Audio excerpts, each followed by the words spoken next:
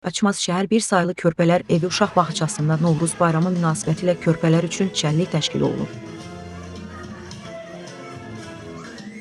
Tədbirin açılışı bağçanın kollektivi və körpələrin sevimlisi Kəmalə Sultanova tərəfindən edilib. O, çıxışında bağçanın kollektivini, körpələri və valideynləri Novruz bayramı münasibətilə təbrik edərək onlara xoş arzularını çatdırıb. Açılışdan sonra tədbir bayram əhval ruhiyyəsində davam edib. Körpələr müxtəlif personajların obrazında çıxış edərək şeirlər söyləyib, rəqslər edib və maraqlı səhnəciklər təqdim ediblər. Balacaların personaj obrazlarında səhnəyə çıxması tədbirin daha da rəngarəng və şən keçməsinə səbəb olub. Həmin tədbirdən görüntüləri sizlərə təqdim edirik.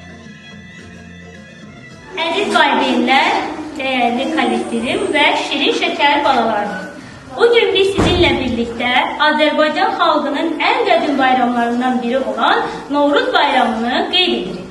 Novruz baştan başa güzellikler demektir. Novruzda torpaq canlanır, təbiət oyanır. Mən sizi baharın müjdəçisi olan Novruz bayramı münasibətilə səmimi qəlbdən təbrik edirəm.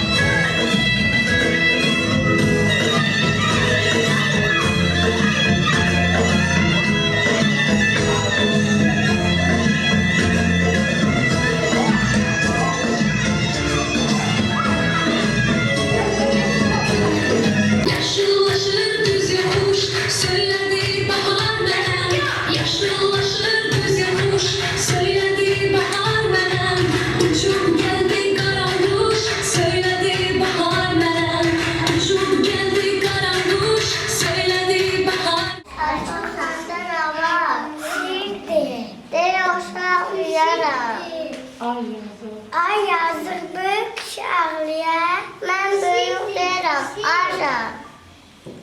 Yaşı, çekmeceye cevap verse, keçer ağlamayacak.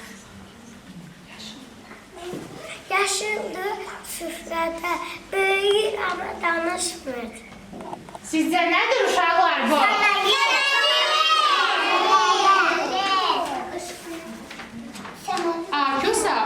Akiçə, deyəsən yazın en güzel qonağını unutduq.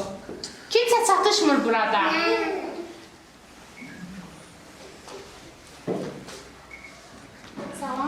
Salam uşaqlar, salam eller.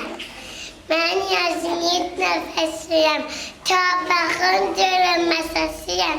Yası donumla dəlmişəm, iflərə belə təbbətilmişəm. Qalaliyəndə oyandım, namluzun sifləsinə eləsdim. Sevincimizə mən də qoşuldum.